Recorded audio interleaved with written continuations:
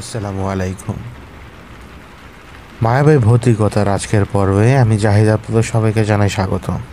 আশা করি আপনারা সবাই ভালো আছেন, সুস্থ আছেন। আজকের পর্বে আপনারা শুনতে পাবেন খচ্চর বাহিনীর ঘটনা, এবং আমি আপনাদেরকে জানিয়ে রাখতে চাই যে খচ্চর বাহিনীর ঘটনা এটা কোনো নির্দিষ্ট সময় ধরে হয়নি, বিভিন্ন সময়ের ঘটনা এটা, এবং নির্দিষ্ট বেশ কয়েকজন লোকের সাথে ঘটে। শুধুমাত্র আজকের পর্বে আপনারা যে ঘটনাটা শুনতে পাবেন সেটা হচ্ছে মোনেম সাহেবের সাথে ঘটে যাওয়া ঘটনা। তিনি একজন রিটায়ার্ড সরকারি কর্মকর্তা। তিনি আধা সামরিক বাহিনীতে ছিলেন এবং উনি পোস্টেড ছিলেন ওই সময়টাতে পার্বত্য চট্টগ্রামে, যখন জেএসএস এবং বাংলাদেশ আর্মির সাথে সংঘাত চলছিল। কারণ জেএসএস অতর্কিত হামলা চালিয়ে যাচ্ছিল বারবার। ওই সময় ঘটে যাওয়া ঘটনাটা মূলত সূত্রপাত বা মূলত সেইভাবেই আমি জানতে পারি এই খচ্চর বাহিনীর ব্যাপার। তাহলে আজ আপনারা শুনতে পাবেন খচ্চর বাহিনীতে বিগিনিং।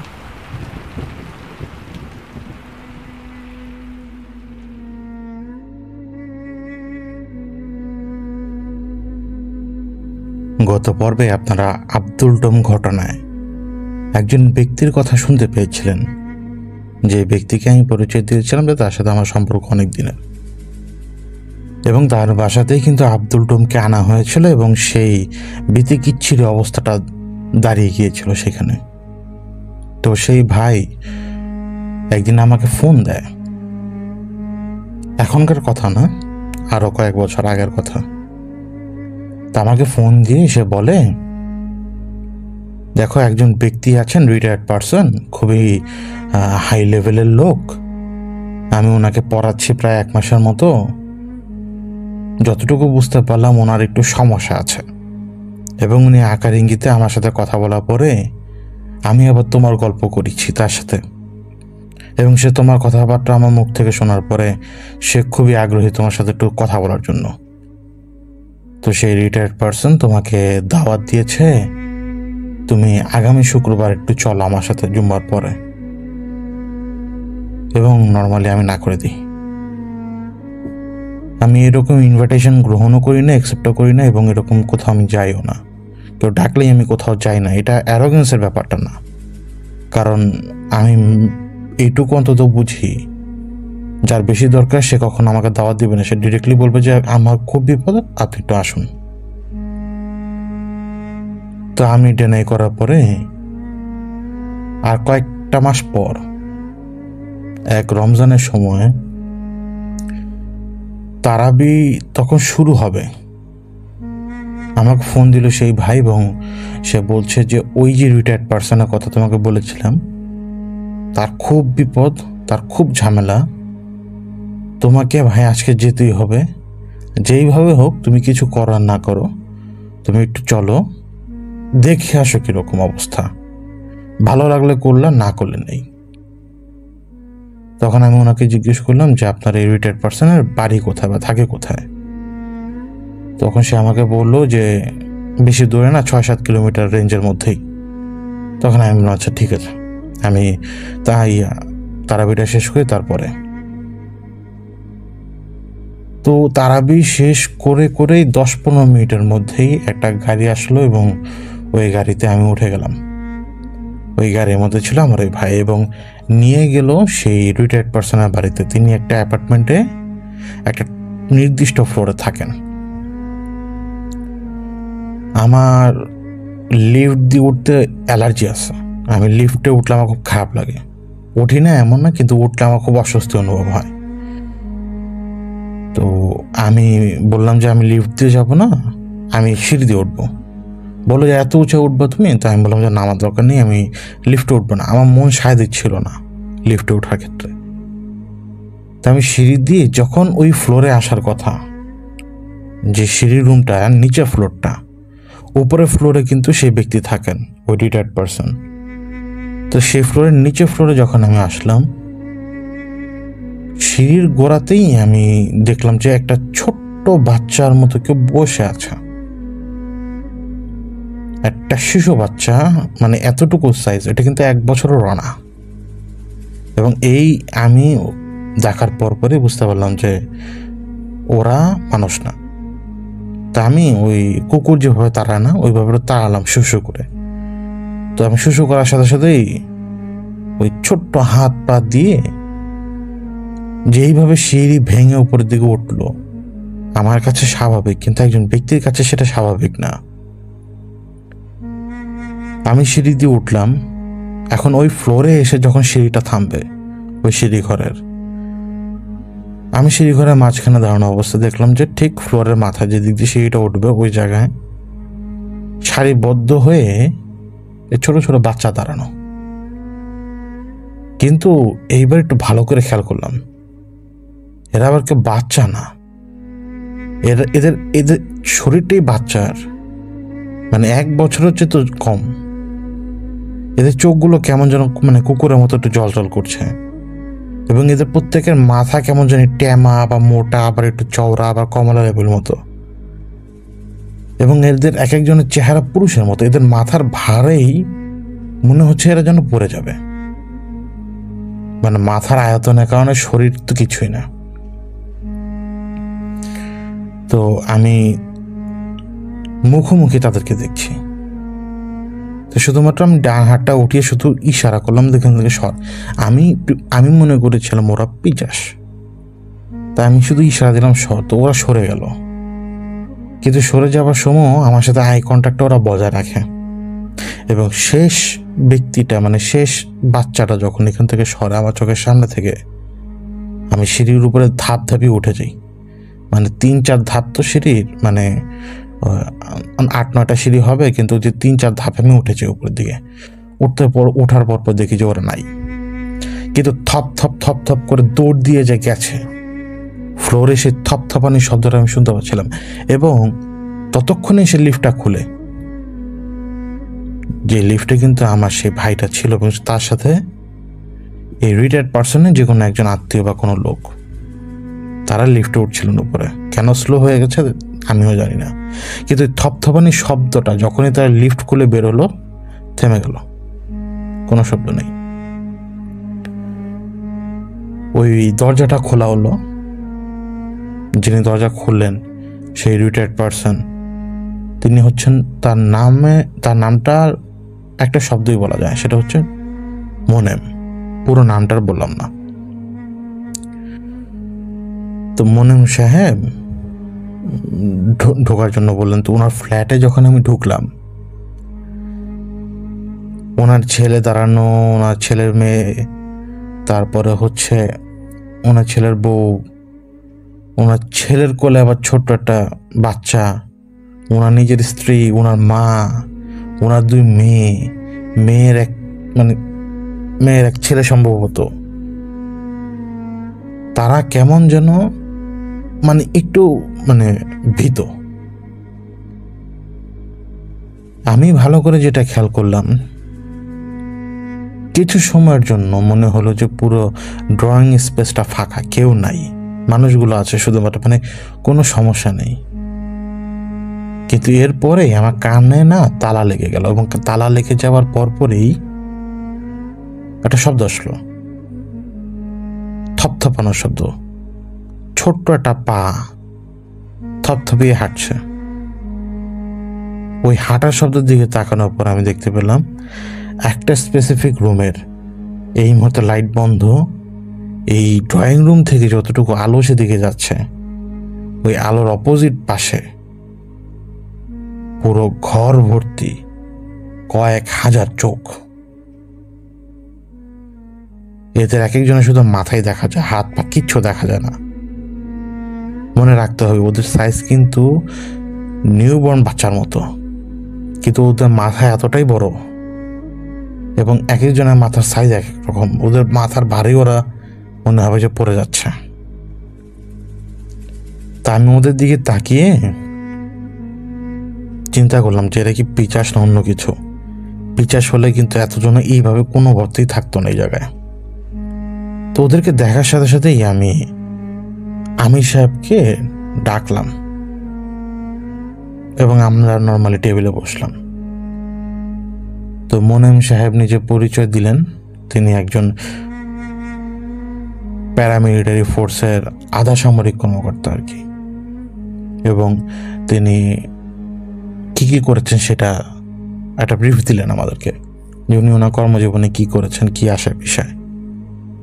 তো এই সব কিছুর মাঝখানে আমি দেখলাম যে ওই যে ছোট্ট বাচ্চা, ওরদের মধ্যেই একজন দৌড়িয়ে আসলো, এসে লাফিয়ে ওই মোনেম সাহেবের সামনে, মানে প্লেটের মধ্যে যে মিষ্টি ছিল এবং চামচ ছিল ওটার মধ্যে সজোর একটা থাপ্পড় মারলো, এবং আমার চোখের সামনেই।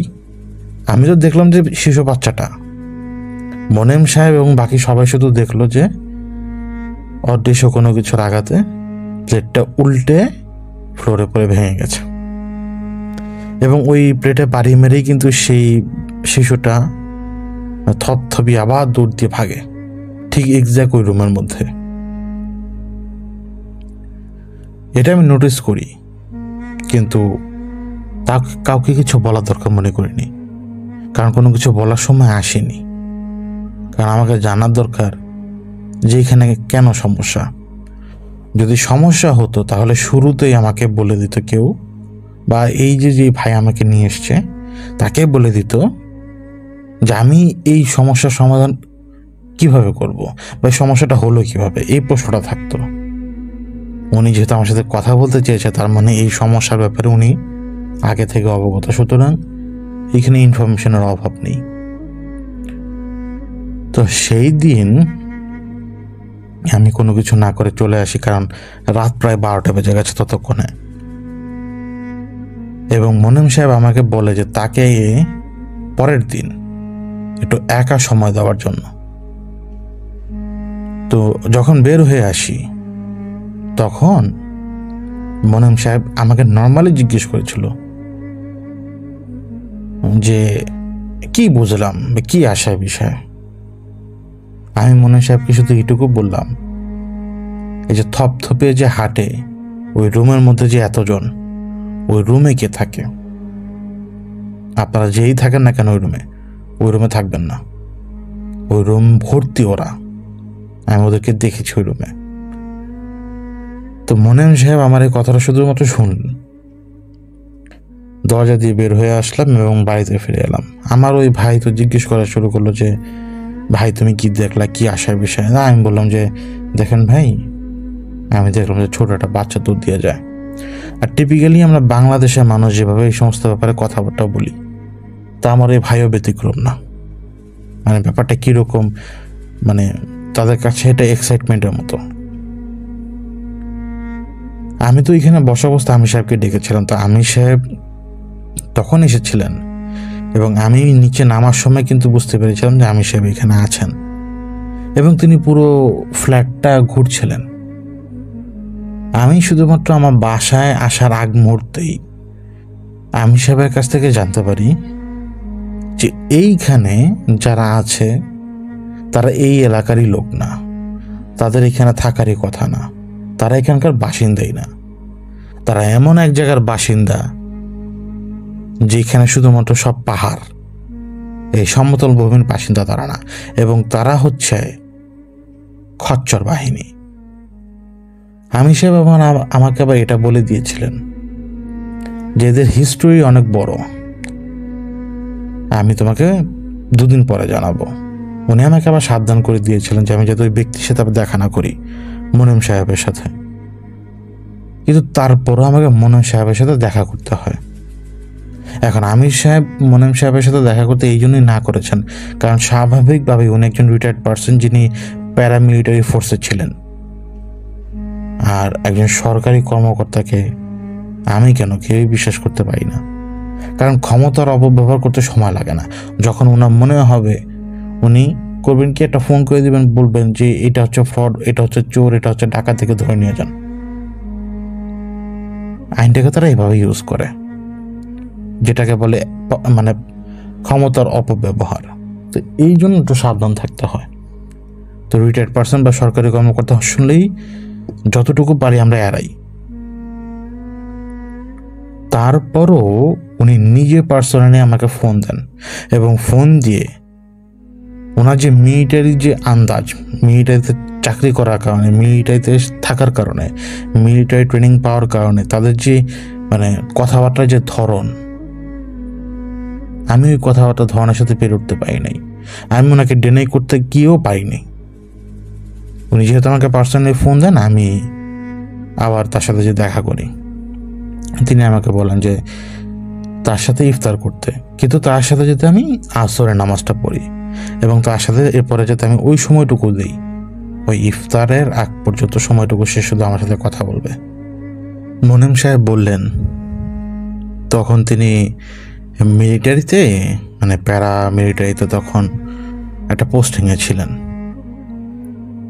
তখন জেএসএস পাহাড়ে খুব বেশি অ্যাক্টিভ এবং ওরা বাংলাদেশের স্বাধীনতা যুদ্ধ হতে দেখেছে এবং স্বাধীনতা যুদ্ধ হতে দেখার পর ওরা একটা সময় যে মানে বাংলাদেশ থেকে আলাদা হতে চায় এবং আলাদা একটা দেশ গড়ে তুলতে চায়, আলাদা একটা রাজ্য গড়ে তুলতে চায়। এবং অবভিয়াসলি সেটাতে বাংলাদেশ সরকার এবং মিলিটারি কোনো রকম সাপোর্ট ছিল না, কোনো রকম সাহায্য ছিল না। দেশকে তো টুকরো টুকরো হতে দেবে না কেউ। একটা মিলিশিয়া গ্রুপ যা মন চায় তারা তো আর করতে পারবে না, কারণ মিলিশিয়া গ্রুপটা একটা ছোট। সেই ক্ষেত্রে একটা দেশের যে মিলিটারি, যার পেছনে সরকার আছে, মানে এই বাহিনী তো বিশাল বড়। কিন্তু তবুও কিছু কিছু জায়গায় বিশাল বড় বড় বাহিনীও কিছু করতে পারে না। আমাদের বাংলাদেশ আর্মি জানতো যে পাহাড়ে ওদের কোনো কিছু করার চাইতে ওদের অবস্থা বুঝে সেইভাবে অপারেশন চালানো।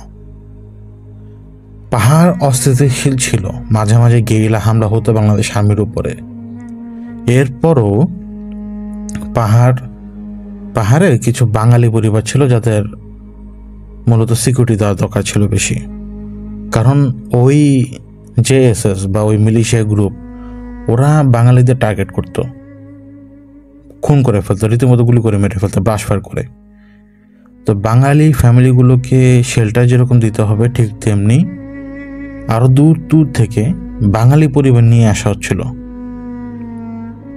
কারণ এইটা যে বাংলাদেশ এবং এই জায়গাটা যে বাংলাদেশের অধীন সেটা তো দেখাতে হবে ওদের। আর একটা মিলিশিয়া গ্রুপ চাইলে এটা বিশাল একটা এরিয়া নিজেদের নামে নিতে পারবে না, কোনো মিলিটারি সেটা হতে দেবে না।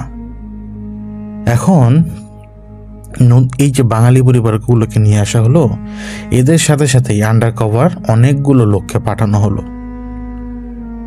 যারা বিপদের মুখে, যদি বিপদের পরেও কখনো এই বাঙালি পরিবারগুলো তাদেরকে যাতে তারা সেফটি দিতে পারে এবং সেই সাথে তারা আর্মির হয়ে গুপ্তচরের কাজ করত।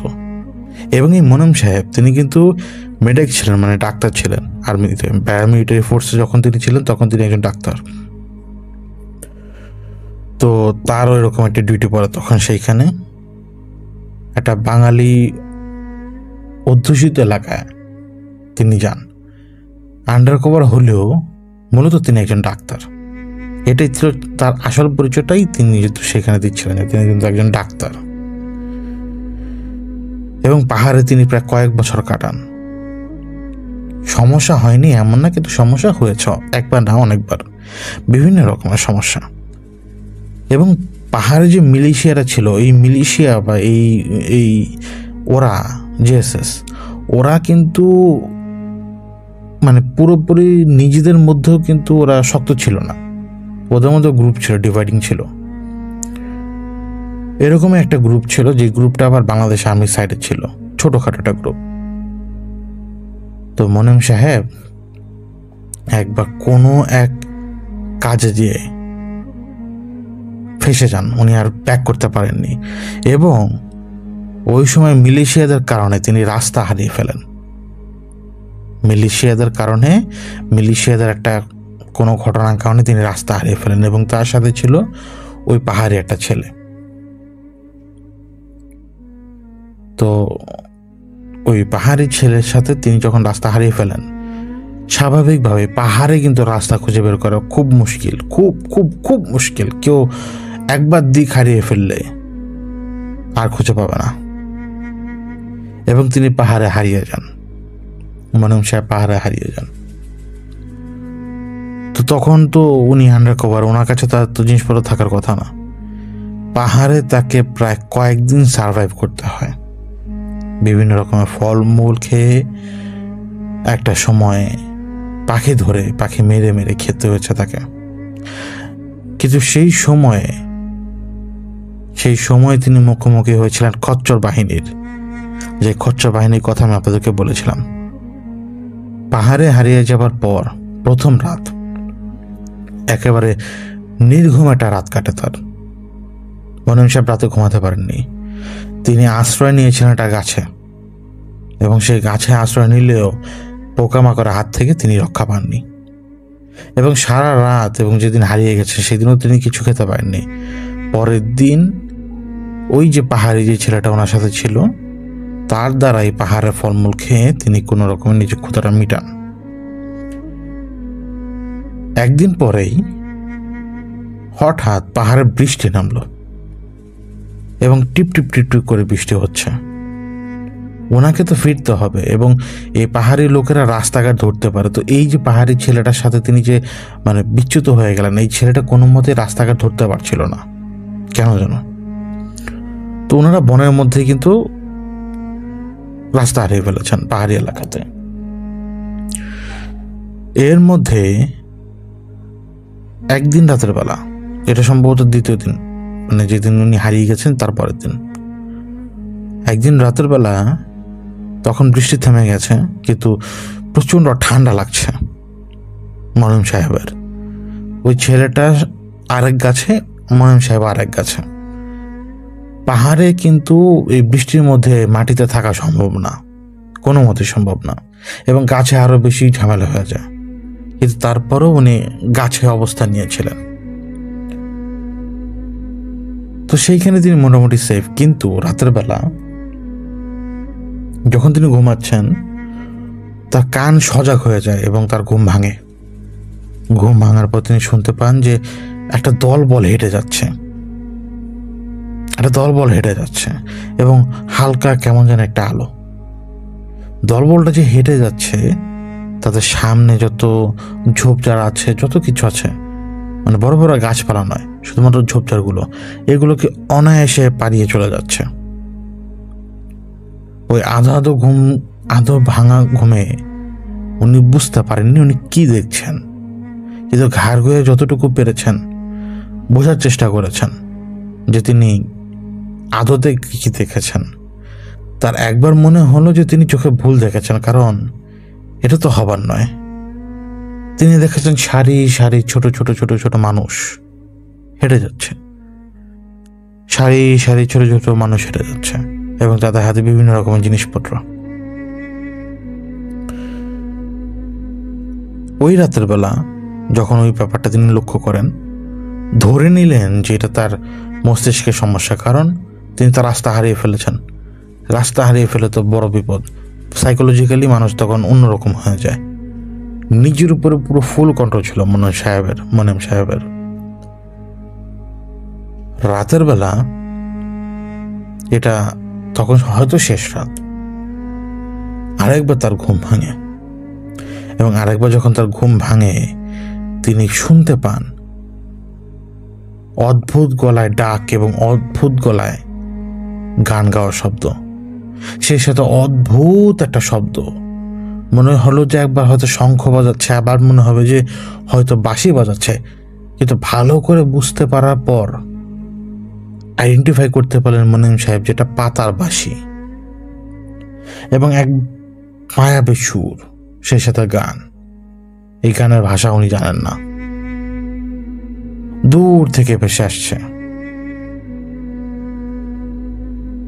তো ওনার সাথে যে পাহাড়ি ছেলেটা ছিল, সকালবেলা সেই ছেলে ওনাকে ডেকে তুলে, নিচ থেকে ডেকে তুলে, গাছের নিচে দাঁড়িয়ে ডেকে তুলে এবং বলে যে এইখানে কোনো মতে থাকা যাবে না, আমাদের এখান থেকে সরতে হবে।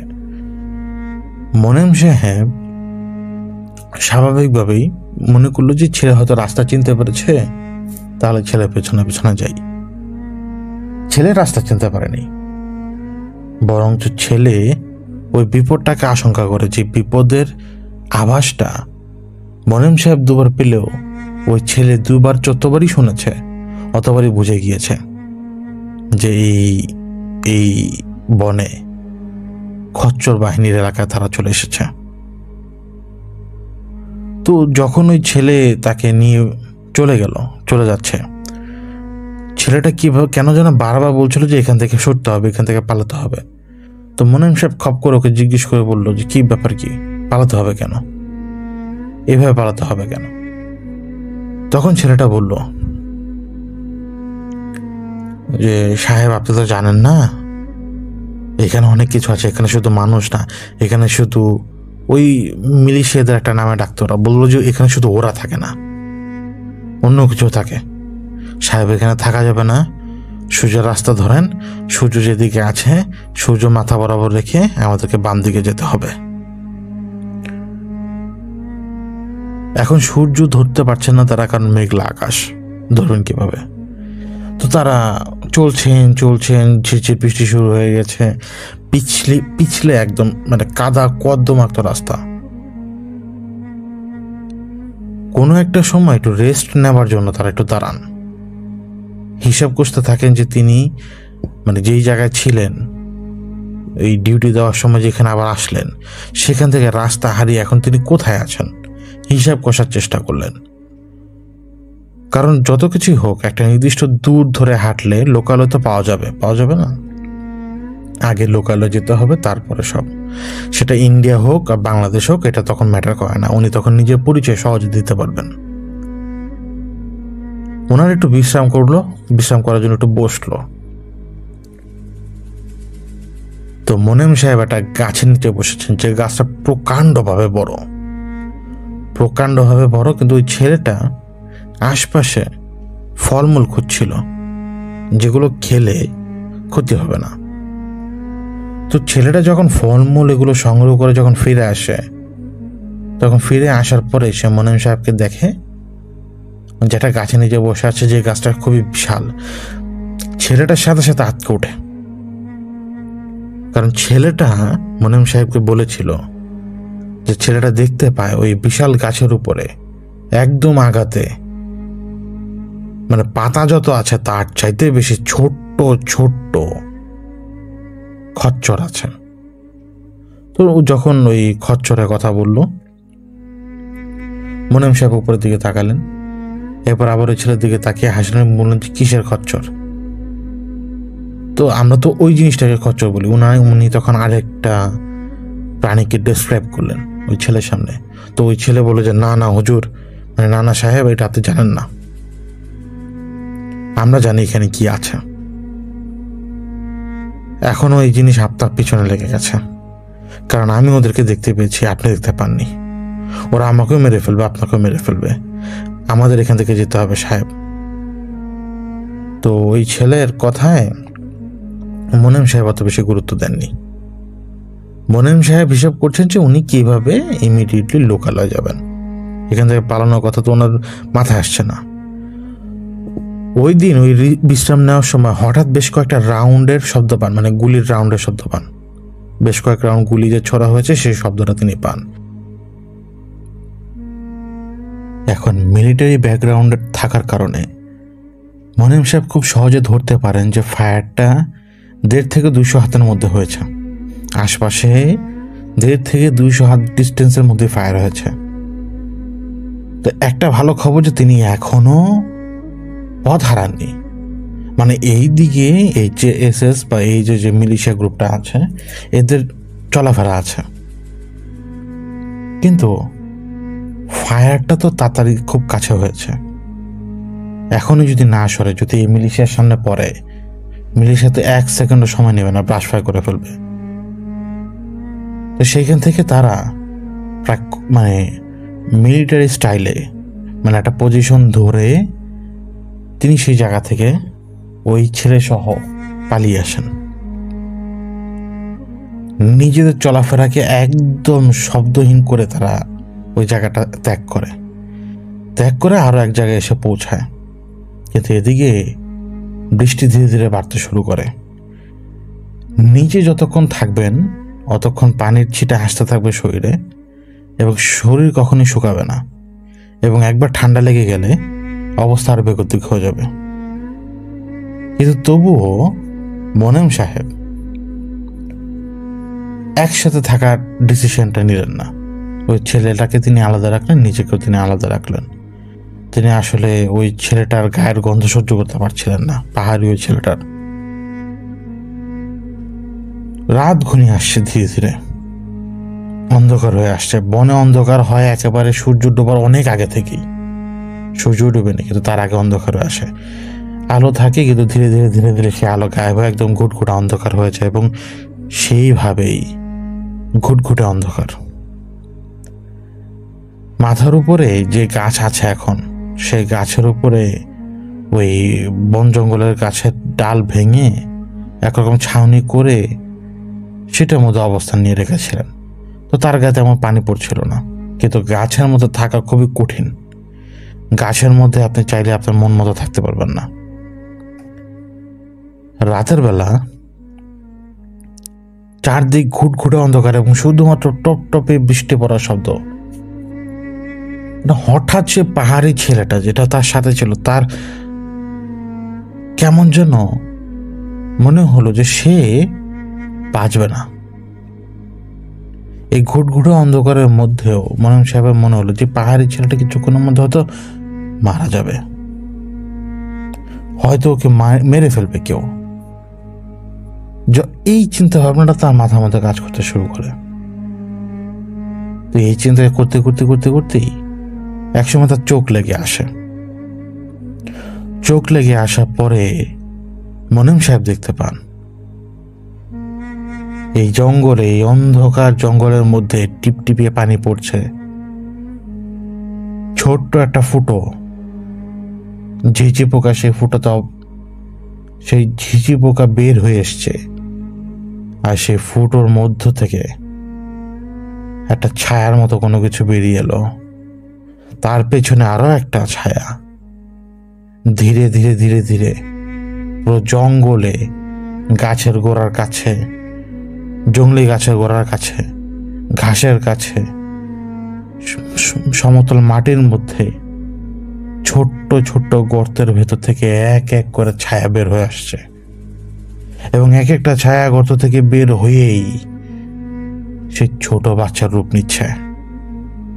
ওই জায়গাটা চারপাশ ভরে গেল, যেন ওরা পাতালের মধ্য থেকে উপরে উঠে আসছে। ওই ঘুমের মধ্যেই মোনেম সাহেব দেখতে পান ওই যে ওরা ধীরে ধীরে ধীরে ধীরে ওই গাছের কাছে গিয়েছে, যেই গাছের গোড়াতে ওই পাহাড়ি ছেলেটা অবস্থান করছে। মোনেম সাহেব গাছের উপরে, অন্য এক গাছের উপরে, কিন্তু ওই পাহাড়ি ছেলেটা সে গাছের উপরে ওঠেনি, সে গাছের নিচে অবস্থান করছে। ঘুটঘুটে অন্ধকার হলেও যেন সবকিছু দেখতে পাচ্ছেন স্পষ্টভাবে মোনেম সাহেব তার স্বপ্নে। তিনি দেখতে পাচ্ছেন যে সেই ছোট ছোট বাচ্চারা, তাদের হাতে বিভিন্ন রকমের জিনিসপত্র, তারা জম্বির মতো এগিয়ে যাচ্ছে ধীরে ধীরে ধীরে ধীরে সে পাহাড়ি ছেলেটার দিকে। ওই পাহাড়ি ছেলেটাকে চারপাশ থেকে ঘিরে ধরেছে ওরা। ওদের ভেতর থেকে একজন যে ওই ছেলেটার পেটের মধ্যে ঢুকিয়ে দিল কিছু একটা।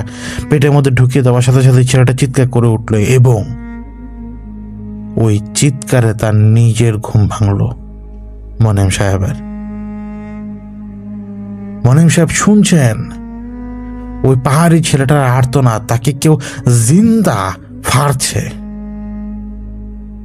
উনি শব্দ শুনতে পাচ্ছেন, উনি বিশ্রী শব্দ শুনতে পাচ্ছেন, উনি পশুদের কেমন যেন ঘের ঘের শব্দ শুনতে পাচ্ছেন। পশুদের বিভিন্ন রকমের ডাক তিনি শুনতে পাচ্ছেন, ঠিক ওই জায়গা থেকে, ওই গাছের গোড়া থেকে, যেই জায়গায় ওই ছেলেটা ছিল। তিনি বিভৎস শব্দ শুনছেন যে তাকে ফাড়া হচ্ছে, তাকে জীবন্ত কেউ ফাড়ছে, যেন ভাল্লুক হয়তো জিন্দা মানুষটাকে ফাড়ছে, হয়তো বাঘ জিন্দা মানুষটাকে ফাড়ছে। সেই ছেলে আপ্রাণ চেষ্টা করছিল, চিৎকার করছিল, মোনেমকে ডাকছিল, মোনেম সাহেবকে, যে আমাকে বাঁচান। কিন্তু মনে হলো মোনেম সাহেবের এই ঘুটঘুটে অন্ধকারের মধ্যেও আমাকে বাঁচান বলার পরে কেউ হয়তো কেউ হয়তো একটা কোনো কিছু ওই ছেলের মুখের মধ্যে ঢুকিয়ে দিয়েছে। বিশ্রী পরিমাণ শব্দ কানে আসছে, যেন যেন শিকার একসাথে বসে শিকারকে খাচ্ছে। যারা শিকার করেছে সেই শিকারকে তারা একসাথে বসে, যেন মনে হবে যে একসময় হায়না, মনে হবে যে একসময় শিয়াল। একদম চুপ করে ঘাপটি মেরে বসে আছেন মোনেম সাহেব, কিন্তু ছেলেটা হয়তো মরে গেছে। ঘুটঘুটে অন্ধকারে নিজের হাতের তালু পর্যন্ত দেখা যায় না।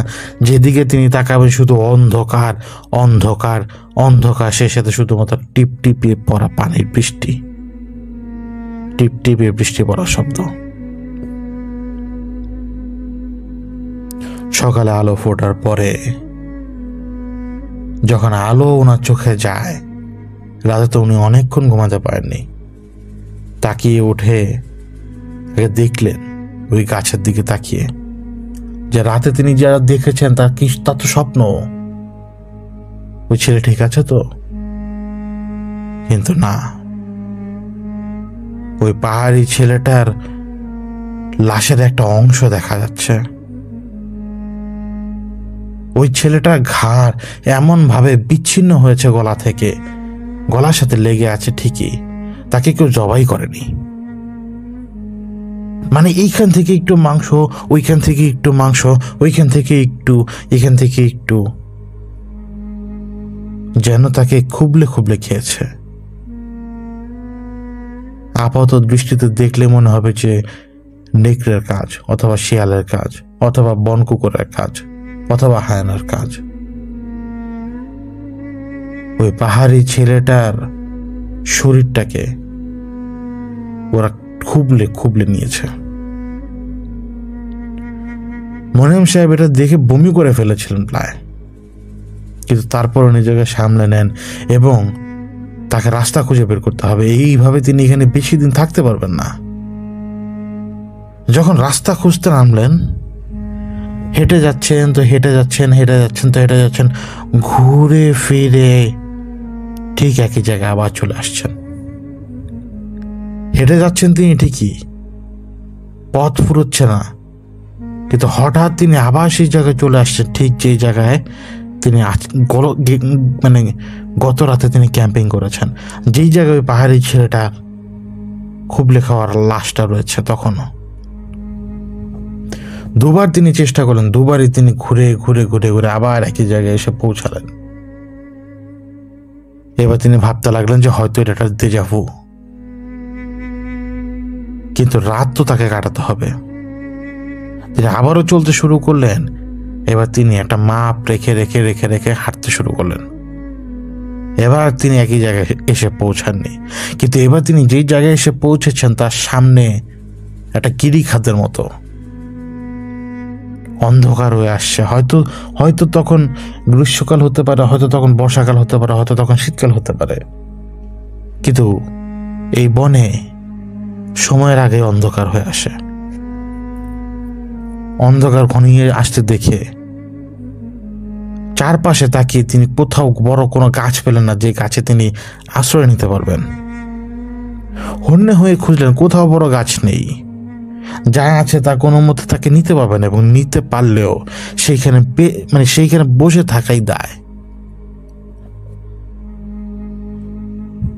মোনেম সাহেব চারপাশে খুঁজলেন, কোথাও কোনো কিছু পাচ্ছেন না বিধায় শেষমেশ নিজেকে আশ্রয় দিলেন একটা ঝোপঝাড়ের ভেতর।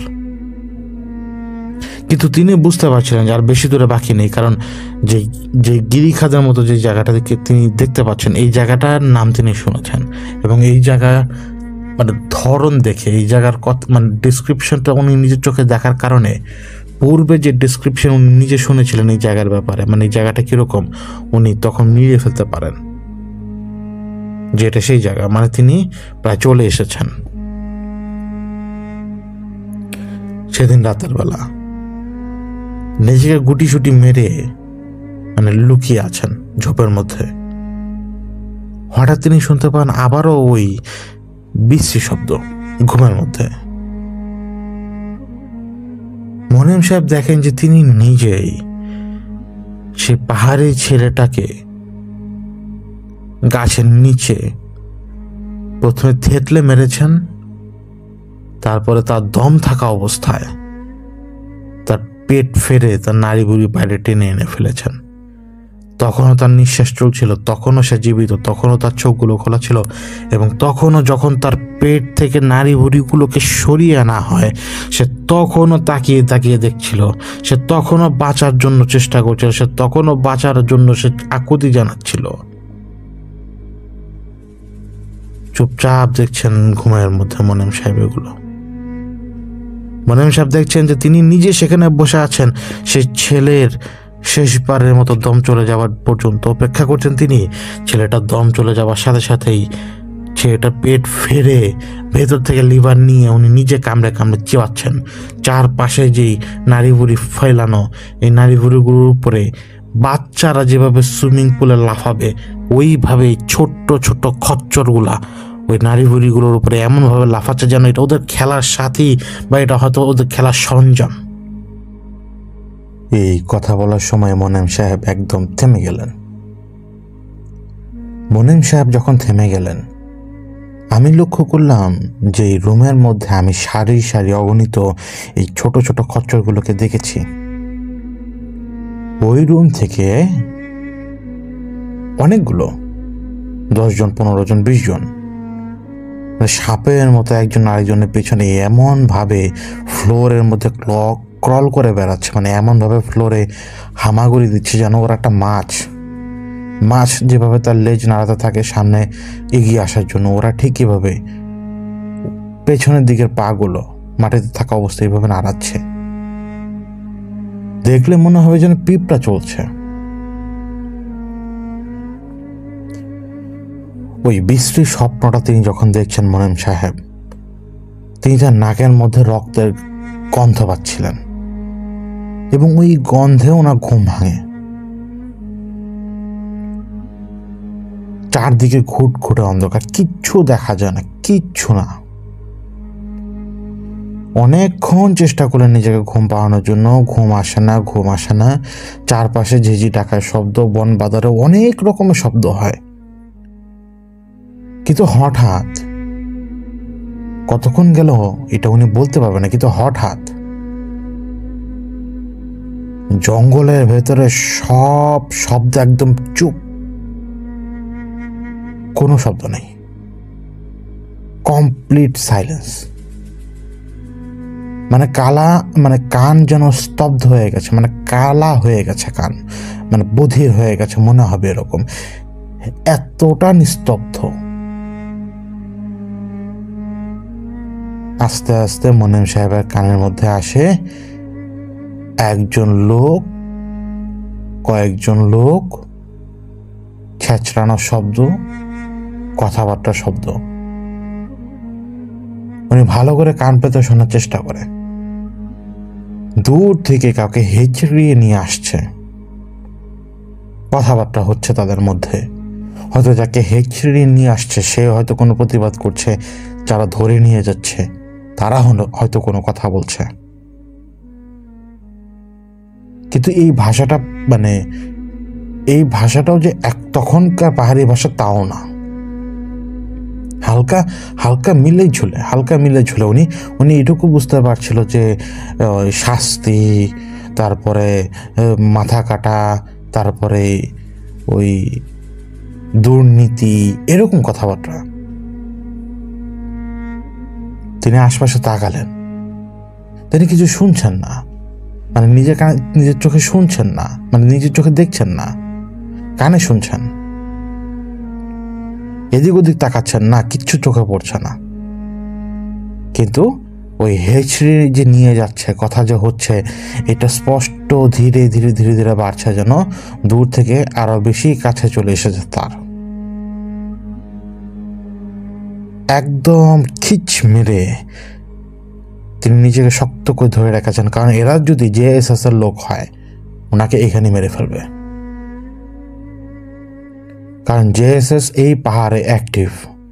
ওরা আশেপাশে লুকিয়ে থাকলে কেউ জানতে পারবে না।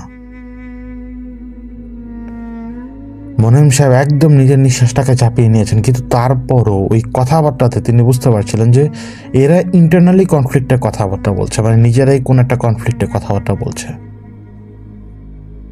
মানে শাস্তি, দুর্নীতি, অন্যায়, ভুল, এরকম শব্দ। মোনেম সাহেব হঠাৎ শুনতে পান মানে টকবক টকবক টকবক করে কিছু একটা এলো। ঘোড়া তো কোনো মতেই না, কিন্তু তারপরও মনে হবে ঘোড়া, কিন্তু এটা ঘোড়া না কোনো মতেই। উনি শুনতে পাচ্ছেন যে আর নামি দামি কেউ এসেছে, খুবই পাওয়ারফুল কেউ এসেছে, এবং উনি তাদের কথাবার্তা শুনছেন। ওই রকম দু একটা শব্দ তিনি বুঝতে পারছেন। হঠাৎ কেউ একজন চিৎকার দিয়ে উঠল, মানে বনের মধ্যে, সাথে সাথেই থুপ করে কিছু একটা পড়ে গেল মাটির উপরে বা এই ঝোপঝাড়ের উপরে, থুপ করে কিছু একটা পড়ে গেল। তারপরে আবারও সেই টকবক টকবক শব্দ, সব আবারও নিশ্চুপ, এবং ধীরে ধীরে ধীরে কানে শব্দটা আবার ফিরে আসলো, যেন বন, এই পুরো জঙ্গলটা যে একদম সাইলেন্ট হয়ে গিয়েছিল সেটা আবার যেন মনে হলো একদম ফিরে এসছে। খিচ মেরে নিজেকে শান্ত করে রেখেছেন। হয়তো জেএসএস এর লোক, হয়তো ইন্টারনাল কনফ্লিক্টের কারণে এখানে হয়তো তাদের কোনো না কোনো মেম্বারকে হয়তো মেরে ফেলেছে, এমনটা ধারণা ছিল তার। তখন কিন্তু উনি কোনো মতেই এই একদম নিশ্চুপ হয়ে যাওয়া জঙ্গলের বা এই বনের এটাকে অত বেশি গুরুত্ব দেননি। ওই খাপটি মেরে, খিচ মেরে তিনি সেভাবে শুয়ে আছেন, এবং এইভাবে তিনি যে কখন ঘুমিয়ে গেছেন সেটা আর তিনি জানতেন না। কিন্তু ঘুমের মধ্যে তিনি দেখতে পান একজন লোককে একটা জায়গায় ধরে নিয়ে আসা হয়েছে। লোকটা দেখতে বেশ শুকনো। তাকে যে ধরে নিয়ে আসা হয়েছে, যেইখানে আনা হয়েছে সেই জায়গাটা ওই পার্বত্য চট্টগ্রামের মতো পাহাড়ি এলাকা, এমন না যে অট্টালিকা, কিন্তু দেখতে খুবই সুন্দর একটা বাড়ি। এখানে রাজা থাকেন, দেখতে খুবই সুন্দর। তাকে সেই রাজার সামনে নিয়ে আসা হয়েছে, এবং সেই রাজা তাকে হুমকি দিল যদি সে না থামায় তাহলে তাকে হত্যা করবে। কিন্তু সেই ব্যক্তি বলল যে না, সে থামবে না, সে থামাবে না কোনো কিছু।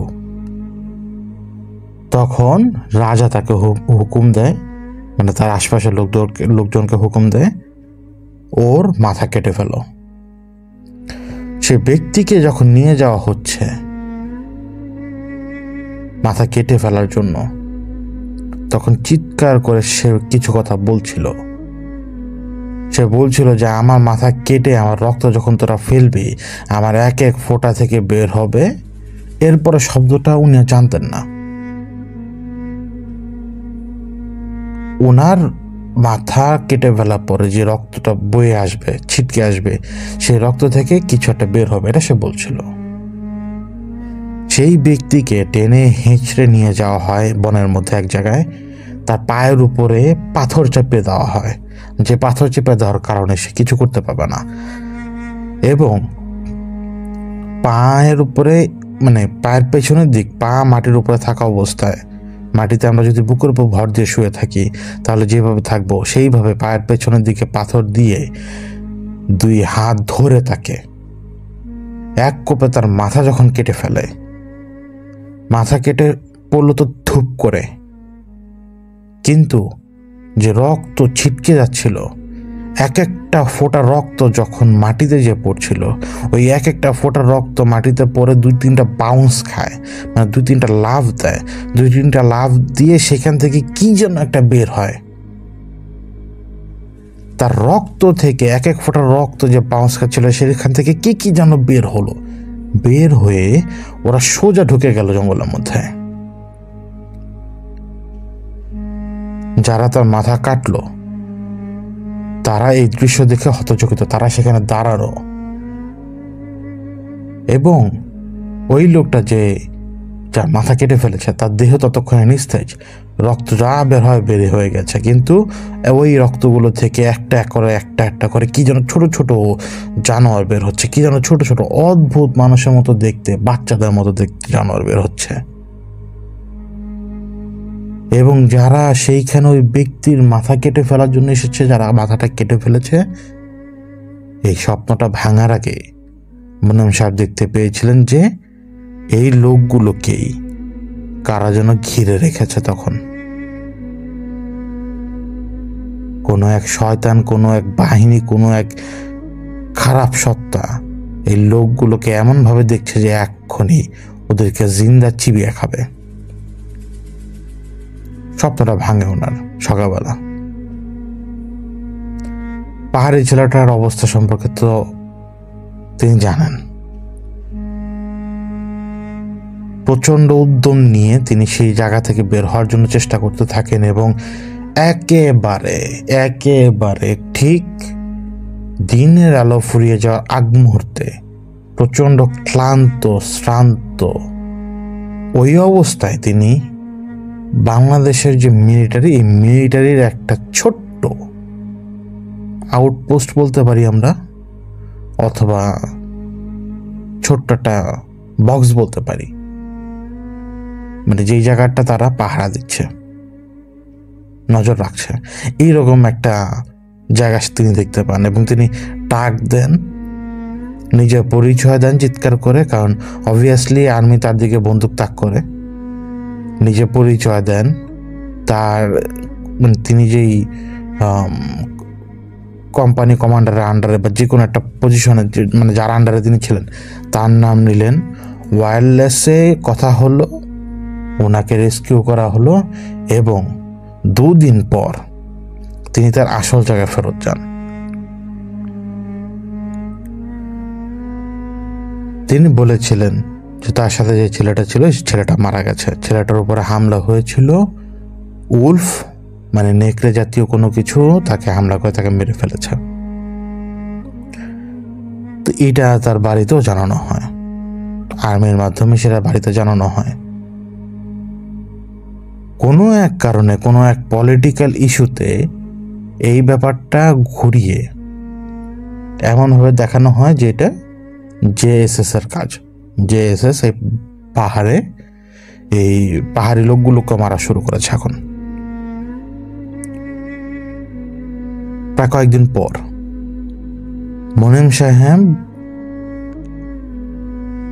নিজে যেই কাজ করছিলেন, যে ছাউনি হোক বা যেখানে হোক, আশেপাশে আর্মির কড়া পাহারা আছে, তিনি তার রোগী দেখছিলেন, তিনি কোনো কিছু একটা করছিলেন।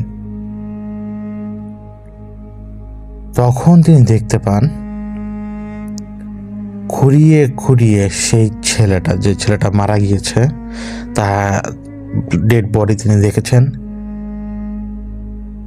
ওই ছেলেটা অদ্ভুতভাবে খুঁড়িয়ে খুঁড়িয়ে আসছে, এসে ওনাকে মানে হাত দিয়ে ইশারা করে স্যালুট দিল, আর্মি স্যালুট দিল, কিন্তু কথা বলতে পারছে না। সে যা করে মুখের মধ্যে ইশারা দিয়ে দেখাচ্ছে যে তার জিভ নাই।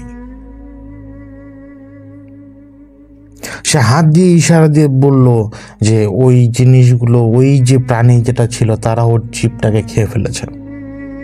হাত দিয়ে ইশারা দিল। মুনিম সাহেব অবাক, এটা কিভাবে সম্ভব? কিন্তু মুনিম সাহেব যখন তার ওই ছাউনির ভেতরে ঢোকার আগে যে জায়গায় একজন থাকেন, যে নিরাপত্তায় ছিলেন, তাকে যখন জিজ্ঞেস করলেন যে ও যে ভেতরে ঢুকেছে তুমি দেখনি বা আপনি দেখেননি, তো সেখান থেকে উত্তর দিল যে না, কেউ তো আসেনি, কেউ এখানে আসেনি। ওই উত্তরটা দেওয়ার মাত্রই ওই পাহাড়ি ছেলেটার সাথে চোখাচোখি হলো মুনিম সাহেবের, এবং ওই ছেলেটা একটা মুচকি হাসি দিল। এরপর ছেলেটা এমন ভাবে মাটির উপরে পড়ল যেন সেটা কাচের মূর্তি, এবং পরে ভেঙে খান খান হয়ে গেল। এক একটা কণা রূপ নিল এক একটা খচ্চরের। এই সব কিছু হয় স্প্লিট সেকেন্ডের মধ্যে। তিনি দেখতে পান খচ্চরের রূপ নিয়ে ওরা এদিক ওদিক ছিটকে বের হয়ে গেছে। তো মোনেম সাহেব তো আটকে উঠেছিলেন, তিনি লাফিয়ে উঠেছিলেন। তা আর্মি তো অন্যভাবে দেখে অনেক কিছু, কিন্তু আর্মির যে কোড, যে কন্ডাক্ট, আমরা হয়তো যারা পিয়ন, আমরা হয়তো আমাদের বসদের নামে যা মন চায় তা বলতে পারি অন্য কোথাও বসে, কিন্তু আর্মির মধ্যে এরকম নেই। আর্মির কোড এবং আর্মির যেই শৃঙ্খলা, কোনো রকম কোনো কিছু না ঘটলে, আনলেস যদি কোনো রকম তদন্ত করা হয়, তাহলে কথাবার্তা বলে কেউ। এইখানে যে ঘটনাটা ঘটেছে, এখন যদি মোনেম সাহেবের ব্যাপারে কোনো রকম ইনকোয়ারি হয় বা কোনো কিছু হয়, বা কেন মোনেম সাহেব এভাবে রিয়্যাক্ট করলেন, তখনই কেবল যিনি পাহারায় ছিলেন তিনি তখন তার জবানবন্দি দিতে পারবেন। এছাড়া আকবরী তিনি গিয়ে তার জুনিয়রকেও কিছু বলতে পারবেন না যে মোনেম সাহেবকে তিনি ডান্স করতে দেখেছেন, মানে অদ্ভুতভাবে লাফাতে দেখেছেন, বা তিনি তার ঊর্ধ্বতন কর্মকর্তাকে যেও বলতে পারবেন না। তাদের এমন কোনো রুল রেগুলেশন নাই। প্রত্যেকে তার ঊর্ধ্বতন কর্মকর্তাকে প্রচণ্ডভাবে শ্রদ্ধা করে এবং ডেকোরাম মেনটেন করে। তো অবভিয়াসলি খবর বাইরে যাবার কথা ছিল না, কিন্তু মোনেম সাহেব ওই দিনের পর থেকে এক অদ্ভুত জ্বালার মধ্যে পড়ে যান। তার আর্মি ট্রেনিং এবং এতগুলো বছরে যে পড়ালেখা তিনি করেছেন, এই এতগুলো বছরের পড়ালেখা এবং এই আর্মি ট্রেনিংয়ের কারণে তিনি বিশ্বাস করেছিলেন যে there is no such thing as paranormal, এমন কোনো কিচ্ছু নেই। কিন্তু এটা উনি কি দেখলেন? হ্যালুসিনেশন তো দূরের কথা, উনি ওনার কাজ করছিলেন, আচমকা সে ছেলে আসলো, ওই একই রিয়াকশন দিল, তারপরে এরকম কেন কিভাবে হলো? এবং এই যে ছেলেটা এখানে পড়ে গেল, কাচের টুকরোর মতো ভেঙে খান খান হয়ে গেল, এবং এক একটা যে খচ্চরের রূপ নিল, উনি তো সাথে সাথে রিলেট করতে পারেন। উনি এরকম একটা স্বপ্ন দেখেছিলেন, ওই যে রাজা হুকুম দিল, ব্যক্তি বলল যে আমার কাটা মাথা থেকে যখন রক্ত বের হবে, এক এক ফোঁটা থেকে কি যেন বের হবে, তখন দুই দুই চার মেলানোর চেষ্টা করলেন মোনেম সাহেব। কিন্তু ওই যে তার আর্মি ট্রেনিং, তার মিলিটারি ব্যাকগ্রাউন্ড, তার পড়ালেখা তাকে বুঝতে দিচ্ছিল যে there is no such thing as paranormal। তিনি কন্ট্রাডিকশনের মধ্যে পড়ে গেলেন, কিন্তু ধরে নিয়েছেন যে তিনি ভুল দেখছেন। সেদিন রাতের বেলা ডিউটি শেষ, ঘুমাতে হবে, ডিসিপ্লিন সবার, কিন্তু সবাই আবার অ্যালার্ট, কারণ জেএসএস যে কোনো কিছু করতে পারে। কারণ ওই দিন বিকেলবেলা জেএসএস আবার একটা কাজ করেছিল, বেশ কয়েকটা মানে কি বলে এটাকে, মানে আর্মিদের যে স্থান ছিল বা মানে পোস্টিং ছিল, সে পোস্টিংয়ের আশপাশে তারা ফায়ার করেছিল, ছোটোখাটো ফায়ার, এবং আর্মির কাছে তো ওরা কিছুই না। তা আমাদের আর্মি তখন পোলাইটলি ওদের হ্যান্ডেল করতো, আনলেস যতক্ষণ পর্যন্ত ওরা মানে বড় ধরনের কোনো ক্ষতি না করছে। তো ওই দিন ওই ফায়ারিংয়ের কারণে একটু হাই অ্যালার্ট ছিল ভিতরে। তারপরও তিনি ঘুমালেন, এবং ঘুমের মধ্যে তিনি একটা অদ্ভুত স্বপ্ন দেখতে পান। তিনি স্বপ্ন দেখতে পান একজন লোক যে সাধনা করছে, সে জঙ্গলের মধ্যে বসে সে সাধনা করছে, তার সামনে মানে ছোট্ট মূর্তি বানানো, ছোট্ট মূর্তি বানানো, যা তার আকার 1 মাসের শিশুর চাইতে ছোট। সে দাঁড় করানো মূর্তি তার, এবং সে কি যেন সাধনা করছে। সে সাধনা করছে যে এরকম এরকম সে অজস্র সন্তান যাতে তার হয়। একজন পুরুষ মানুষ সে কামনা করছে যাতে তার এইরকম অজস্র সন্তান যাতে হয়, এরকম অজস্র সন্তান যদি তার হয় তাহলে তিনি রাজাকে উৎখাত করে তিনি তার খচ্চর বাহিনী নিয়ে রাজার জায়গায় স্থলাভিষিক্ত হয়ে সে রাজকর্ম করতে পারবে। এবং ওই যে মূর্তিটা সে বানিয়েছিল তার সাধনা শেষ হবার মুহূর্তে ওই মূর্তিটা নড়ে উঠেছিল, যেন মনে হচ্ছে ওই মূর্তি জীবিত হচ্ছে। স্বপ্ন ভেঙে গেল, আবার স্বপ্ন ভেঙে গেল। আরো কয়েকটা দিন গেল। এই কয়েকটা দিনের মধ্যে মোনেম সাহেবের অনুভব হচ্ছিল যে হুট হুট করে জঙ্গলের মধ্যে উনি মাঝে মাঝে শব্দ পান না কোনো কিছুর, আশপাশ কেমন যেন নিস্তব্ধ হয়ে আসে। শুধু উনি খেয়াল করেননি, আরো কয়েকজনের চোখেরটা পড়েছে। কিন্তু সবার তো আসলে ডিউটির পেছনে লক্ষ্য, এসবের পেছনে কারো লক্ষ্য নেই।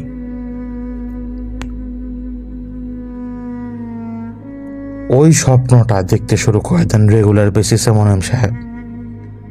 এই যে স্বপ্নের কথা একটু আগে বললাম, ওই লোক সাধনা করছে ছোট্ট মূর্তি এবং সেই মূর্তি জীবিত হচ্ছে। একদিন কোনো কারণে তিনি আবার বনে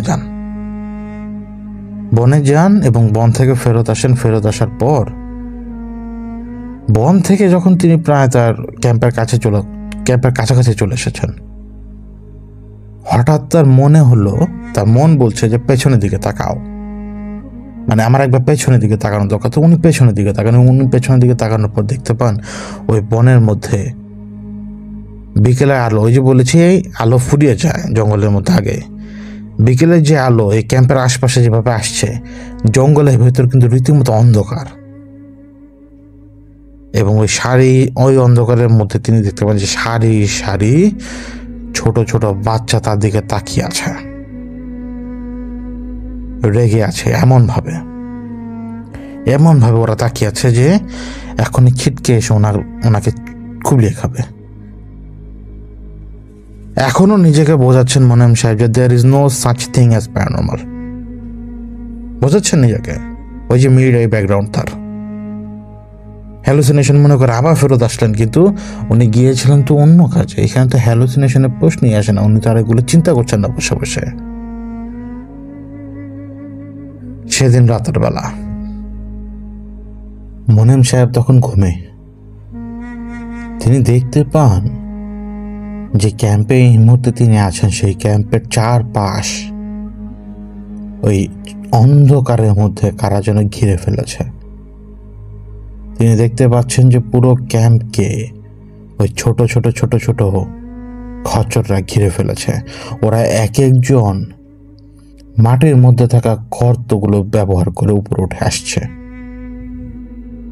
ওরা এক একজন দেখতে এক এক রকম, কারোর পেট মোটা, কারোর মাথা এতটাই মোটা যে মাথার ভারে বাকি শরীর পড়ে যাচ্ছে, হাত পা শরীর এগুলো তো সব সদ্য জন্মানো শিশুদের চেয়ে একটু বড়। ওরা কেউ পড়ে যাচ্ছে, কেউ হাঁটতে পারছে না, কিন্তু তবুও ওরা বীভৎসভাবে মুখ খুলে বীভৎসভাবে তাকিয়ে ধীরে ধীরে এগিয়ে আসছে। উনি দেখতে পান যে পুরো ক্যাম্প তখন ঘুমে। পুরো ক্যাম্পের প্রত্যেকটা লোককে পাশ কাটিয়ে ওরা ধীরে ধীরে ধীরে ধীরে সেই দিকে আসছে যেই ঘরে তিনি এই মুহূর্তে বিশ্রাম নিচ্ছেন মোনেম সাহেব। ধপ করে দরজাটা খোলা যায়। মোনেম সাহেব নিজে বুকের উপরে দেখতে পান যে ওরা অবস্থান করছে। ওদের মধ্যে মনে হবে যে ওকে দেখলে মনে হবে যে লিডার গোছের কেউ। সে মোনেম সাহেবের বুকের উপরে সে বসে মোনেম সাহেবের বুকের মাপ নিচ্ছে এবং হাতের বেলছা দিয়ে ওনার বুক খোঁড়ার চেষ্টা করছে। এবং মোনেম সাহেব ব্যথায় নড়ে উঠছেন, কিন্তু উনি একদম শক্ত স্টিফ হয়ে গেছেন, উনি কিছু করতে পারছেন না। হালকা অন্ধকারের মধ্যে যেন একটু হালকা আগুনের আলো আসছে কোথা থেকে যেন। বাইরে তো ক্যাম্পের আলোগুলো থাকার কথা ছিল, সব অন্ধকার। ওই লিডার সে মনিম সাহেবের বুকের উপর দাঁড়িয়ে তাকিয়ে আছে মনিম সাহেবের দিকে। তার গালের মধ্যে কাট লাগানো, কাট মানে কেটে আছে। তার এক চোখ ছোট্ট একদম মানে ফোটেনি, আর এক চোখ কোনো রকম ফুটেছে, কিন্তু বড়ই অদ্ভুত। মনিম সাহেবের দিকে সে তাকিয়ে কি যেন বলল এবং একটা শব্দ করলো। যে শব্দটা সে করলো, সেই শব্দটা করার পর পাশের আরো খচ্চরগুলো একই শব্দ করলো। এরপরে বাইরে আরো জোরে শব্দ হলো এবং বহু দূরে আরো জোরে শব্দ হলো। মনিম সাহেব দেখছেন যে ওরা তার বুকের উপরে চড়ে বসছে ধীরে ধীরে ধীরে ধীরে, 1 2 3 4 5 এভাবে করতে করতে অজস্র চোখ তিনি দেখতে পাচ্ছেন। শুধুমাত্র তার গলাটুকু তখনও বাকি। ওদের লিডার একটা বড় ছুরি বের করে। মনিম সাহেবের থুতনি 4 5 জন মিলে ধরে পেছনের দিকে এমন ভাবে টেনে ধরে যাতে ওনার গলাটা পুরো টান টান হয়ে যায়। মনিম সাহেব দেখছেন যে তার গলা টান টান হয়ে আছে, তার চোখ যাচ্ছে ওই লোকগুলো, ওই খচ্চরগুলোর দিকে যারা তাকে পেছনের দিকে মাথাটা একটু টেনে ধরে রেখেছে, গলাটা সোজা করে আরো বেশি ফাঁক করার জন্য। তার গলায় ছুরি বসিয়ে দিয়েছে। তিনি অনুভব করছে তার গলা কেটে যাচ্ছে, তার গলা দিয়ে হাওয়া বের হয়ে যাচ্ছে, তার গলা দিয়ে গরম কি যেন বের হচ্ছে। তিনি লাফিয়ে ওঠেন। তিনি লাফিয়ে ওঠা মাত্রই আশপাশে যতগুলো খচ্চর ছিল সব এক এক করে ছিটকে ছিটকে বেরোতে শুরু করলো। তার গলায় কোনো কাটা নেই, তার গলা দিয়ে কোনো রক্ত বেরোচ্ছে না, কোনো কিছু না। প্রচণ্ড রাগে, প্রচণ্ড গরম মেজাজে উগ্র হয়ে তিনি সেই ঘর থেকে বের হন। চারপাশে শুধু খচ্চর আর খচ্চর, শুধু খচ্চর বাহিনী, এদিক ওদিক ওরা দৌড়াদৌড়ি করছে, ঝাপাঝাপি করছে, অদ্ভুত শব্দ করছে সবাই মিলে, স্লোগানের মতো অদ্ভুত স্বপ্ন। এই অদ্ভুত শব্দ শোনার পর তিনি আর নিজেকে ধরে রাখতে পারেননি। হাতের কাছে কি যেন পেলেন এবং সাথে সাথে তার পায়ে তিনি দেখতে পেলেন যে তার পা ধরে রেখেছে একটা খচ্চর। হাতের কাছে কি ছিল আমি বলতে পারবো না, কিন্তু সেইটা দিয়ে উনি সরাসরি আঘাত করে সেটাকে 1 বার না 2 বার না 3 বার না, উনি থেতলানোর চেষ্টা করেন, শুধু মারছেন। চারপাশে হাহাকার পড়ে গেছে, চারপাশে ওই হুল্লোড় পড়ে গেছে। তিনি দৌড় দিয়ে ওদের মারার চেষ্টা করছেন, ওরা পালাচ্ছে। কাউকে তিনি যদি ধরতে পারেন তাহলে তাকে থেতলিয়ে দিচ্ছেন। ওনার পেছনে পেছনে আবার ওরা দৌড়াচ্ছে, উনি ওদের পেছনে দৌড়াচ্ছেন, তো ওরা ওনার পেছনে দৌড়াচ্ছে। এক অদ্ভুত খেলা। হঠাৎ ওনাকে পেছন থেকে ঝাপটে ধরে একসাথে অনেকগুলো খচ্চর ওনাকে মাটির উপরে চেপে ধরে এবং একটা ক্লিক শব্দ উনি শুনতে পান। তার 2 হাতে হাত করা পরিয়ে দিয়েছে কেউ। কোনো খচ্চর নেই, কোনো কিছু নেই। উনি যাদেরকে দেখছেন খচ্চর, উনি যাকে দেখছেন সবকিছু, আসলে উনি কিছুই না। উনি নিজে ঘর থেকে ছিটকে বেরিয়ে এসছেন। প্রত্যক্ষদর্শী এবং ক্যাম্পে যারা সজাগ ছিল, কারণ ক্যাম্পে তখন ঘুমানোর কোনো সুযোগই নেই, প্রত্যেককে পাহারা দিতে হবে, কারণ যে কোনো সময় জিএসএস অ্যাম্বুশ করতে পারে। তিনি ঘর থেকে যখন বের হন, ঘর থেকে পাগলাটে আচরণ করতে করতে বের হন এবং তাকে যখন একজন সামলানোর জন্য যায়, তিনি তাকে আঘাত করেন। তাকে আঘাত করতে দেখে বাকি অন্যান্য সদস্যরা তাকে থামানোর চেষ্টা করে, কিন্তু তিনি থামছেন না। তার হাতে যা ছিল সেটা ছিল একটা রাইফেল, এবং সেই রাইফেলের উল্টো পাশের অংশ দিয়েই তিনি সেই সৈনিক হোক বা যেই কোনো অফিসার হোক তাকে প্রথমবার আঘাত করেছিলেন। তাকে কেউ সামলাতে পারছিল না। পেছন থেকে তাকে খুবই ঝুঁকি নিয়ে একজন ট্যাকেল করে এবং মাটিতে ফেলে দেয়। সাথে সাথে তার হাত থেকে আর্মস পড়ে যায় এবং তাকে অ্যারেস্ট করে ফেলে। সকালবেলা নিজেকে বন্দি অবস্থায় খুঁজে পান তিনি মিলিটারি আন্ডার অ্যারেস্ট। মিলিটারি তাকে কোশ্চেন করলো, কেন এরকম করলো, কোনো উত্তর নেই তার কাছে। তিনি সোজা বলে দিলেন যে আমি তো জানি না, আমি ঘুমিয়েছিলাম, আমি শুধু এইটুকু দেখলাম যে এরকম ছোট ছোট বাচ্চারা ওরা আমার বুকের উপরে ঘুরে ফিরে বেড়াচ্ছে আমাকে মারার জন্য। কিন্তু এইটাতে তো আমি স্যাটিসফাইড হবে না, প্রশ্নই আসে না। তাকে সাজা দেওয়ার কথা হচ্ছিল, কিন্তু যেহেতু তিনি প্যারামিলিটারি ফোর্সের মানে অন্য জায়গা থেকে আসা একজন ব্যক্তি, অন্য একটা স্থানে থাকা অবস্থায় তাকে এইখানে পাঠানো হয়, তো অনেক তদবির করার পরে তিনি সেই যাত্রা বেঁচে যান আর্মির হাত থেকে। কিন্তু তাকে সেখান থেকে দূরে সরিয়ে দেওয়া হয়। দূরে সরিয়ে দিলেও তিনি যেদিন এখান থেকে চলে যাবেন, কয়েকজন পাহাড়ি লোক তার জন্য রাস্তা অপেক্ষা করছিল, এবং সেই পাহাড়ি লোকগুলোর সাথে ছিল একজন বাঙালি। তিনি যখন যাচ্ছেন, তাকে যখন নিয়ে যাওয়া হচ্ছে, ইশারা দিয়ে তাকে থামানো হলো। মোদ্দা কথা এইটা ছিল যে এই পাহাড়ি ব্যক্তি যারা এসেছেন তারা একটা মেসেজ নিয়ে এসেছেন, যে মোনেমের জন্য মেসেজ আছে, যদি তাকে উদ্ধার না করা হয় তাহলে খচ্চর বাহিনী তাকে জীবন্ত খেয়ে ফেলবে, যেইভাবে খেয়ে ফেলেছে ওই পাহাড়ি ছেলেটাকে। তো ওই বাঙালির মুখে কথা শোনার পরে ওই যে মোনেম সাহেবের বিশ্বাস, there is no such thing as paranormal. কিন্তু এখন তো উনি বুঝতে শুরু করলেন যে না, কিছু তো হচ্ছে। মোনেম সাহেব জিজ্ঞেস করলেন বাঙালিকে, ওদেরকে জিজ্ঞেস করে বলো তো ওরা কার সাথে কথা বলছিল, ওরা কি জানে? তখন বাঙালি ওদেরকে যখন জিজ্ঞেস করলো, ওরা বা বাঙালিকে যেটা বললো সেটা হচ্ছে ওরা খুব ভালো করে জানে যে মোনেম শুনতে পেয়েছিল ওই ছেলেকে কিভাবে ওরা খুন করেছে, এবং কয়েকদিন আগে রাতের বেলা ওর গলা কাটার চেষ্টা করেছিল ওরা, কিন্তু ওর গলা ওরা কাটতে পারেনি। বিনিময়ে ওরা গলা না কাটতে পারলেও মোনেমকে এখান থেকে ঠিকই সরাতে পেরেছে। এই জন্য আজ মোনেম এখান থেকে চলে যাচ্ছে, কারণ এটা ওরাই।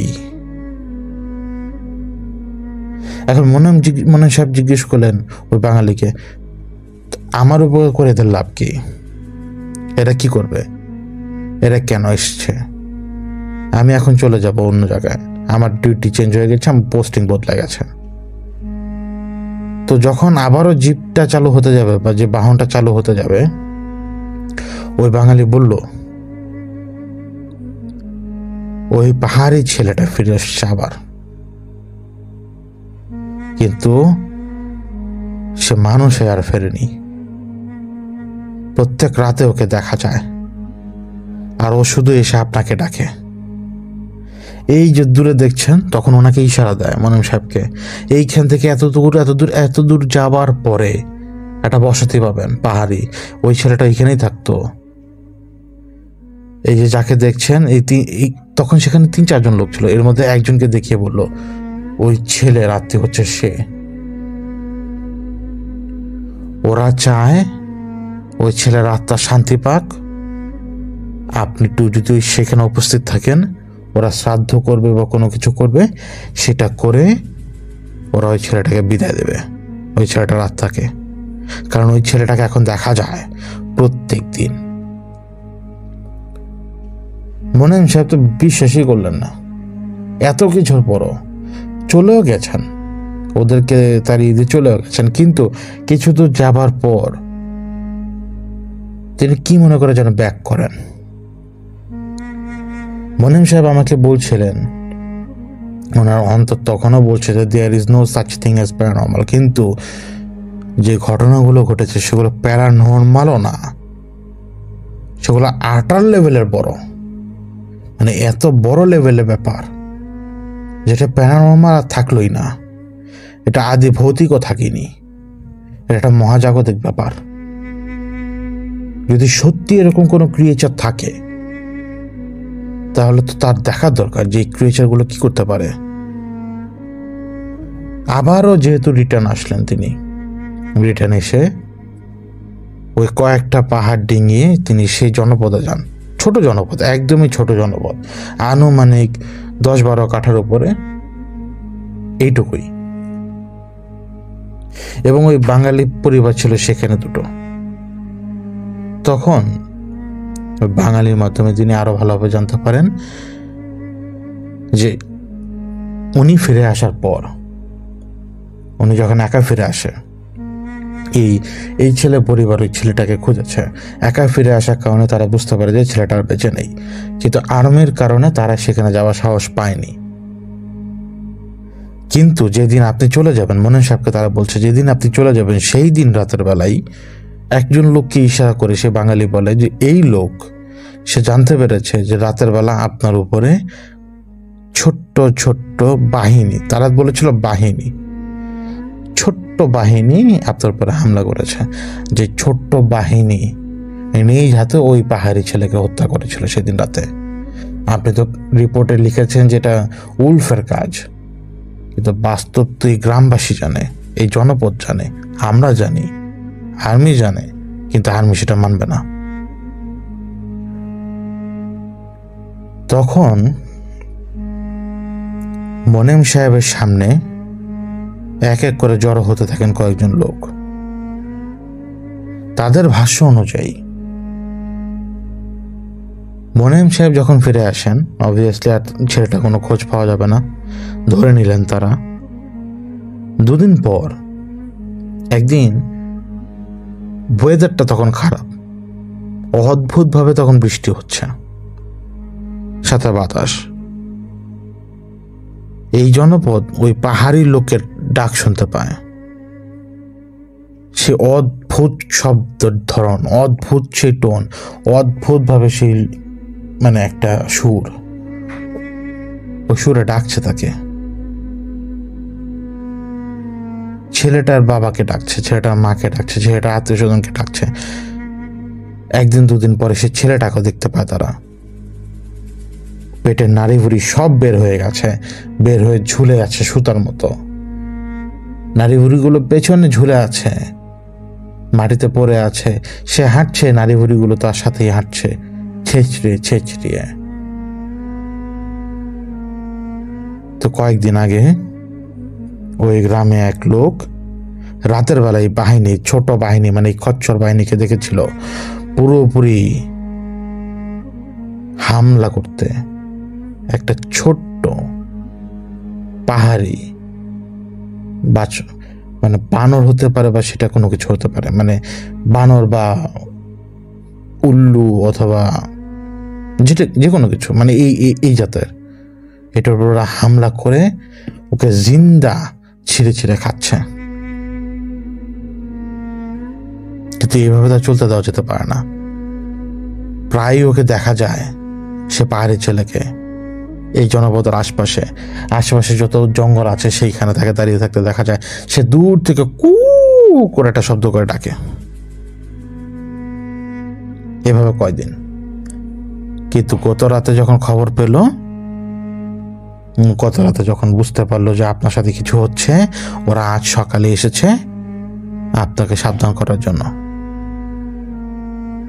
আপনার সাহায্যের দরকার এই ছেলের আত্মাকে ফিরিয়ে নেওয়ার, এই ছেলের আত্মাকে তার নিজের জায়গায় পাঠানোর। তো মোনেম সাহেব জিজ্ঞেস করলেন যে এখন আমার কি করার আছে?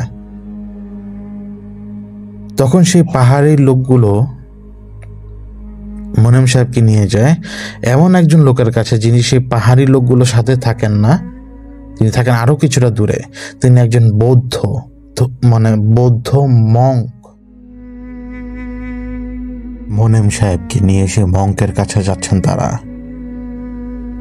বনে বাঁধা রাস্তা দিয়ে তিনি মঙ্কের কাছে যাচ্ছেন, কিন্তু এক এক কদম তিনি দিচ্ছেন, আর এক এক কদমের সাথে সাথে চারপাশে পরিবেশ যেন ধীরে ধীরে বদলে যাচ্ছে।